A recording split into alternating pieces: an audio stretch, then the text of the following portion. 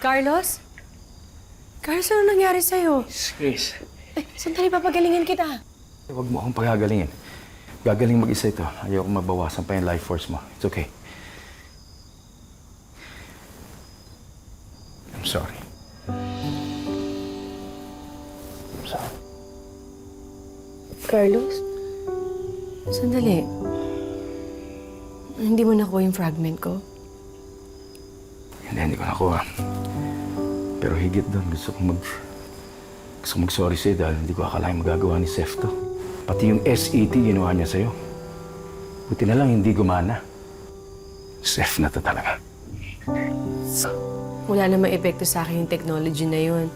Iba siguro yung epekto nun pag sa mga taong katulad nyo. Pero I'm sorry talaga.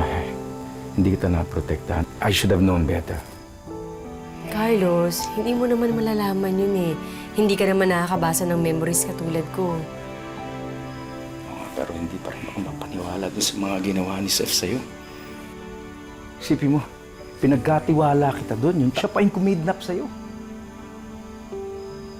Eh kung halimbawa may ginawa yun, diba kung meron... Hindi ko ma-imagine kung may nangyari pang ibang masama sa'yo. Eh kung tuluyang nawala ka, hindi ko mapapatawad ng sarili ko, Grace. Grace, huwag kang mawawala sa akin, ha? Promise mo sa akin, ha? Huwag kang mawawala. Carlos, hindi ako mawawala sa'yo. Pangako yan.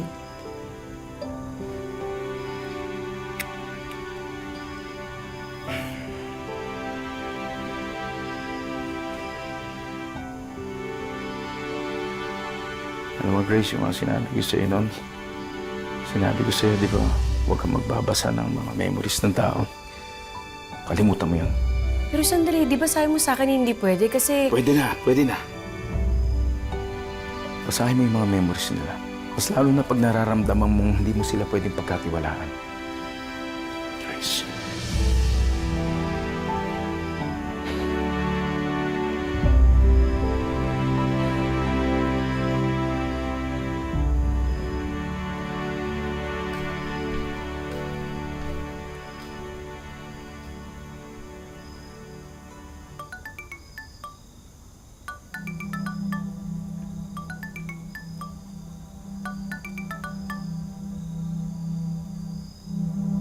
Hello, Ninong?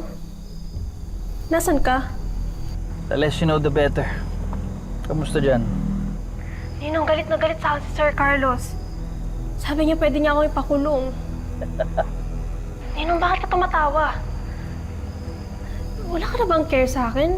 Kaya mo ba ako pinabayaan? Ay, nako. Don't be overly dramatic, Emily. Hindi ka isusumbong sa pulis ni Carlos. Just as I thought. Kasi takot siyang i-booking mo sa iba na si Grace ay isang alien. Think about it. Ninong, anong gagawin ko? Aside from destroying all the patient's records and notes about Grace, you do nothing else. Just sit back and relax. Hindi ka i-report ni Carlos sa pulis. Believe me. Kasi kung gusto kanyang isumbong, dapat ginawa na niya.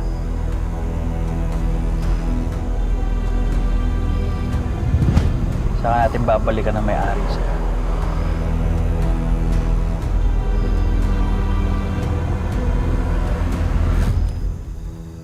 Pero Carlos, kailangan ko makuha yung fragment ko para sa pad ko. Yeah, I understand, pero paano kung ayaw mo na umalis? Oo, pero kailangan ko yun para makipag-usap ako sa mga kasamahan ko. Alam mo, hindi ko na alam kung paano ko makukuha yung fragment na yan, eh. Mas lalo lang tumakas si Seth. Si Emily, baka pwede ko siyang puntahan. Yun na nga yun pa.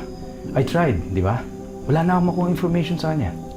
Pero baka pwede uli nating subukan. Puntahan ko siya para tanungin. Total, mabait sa akin si Emily.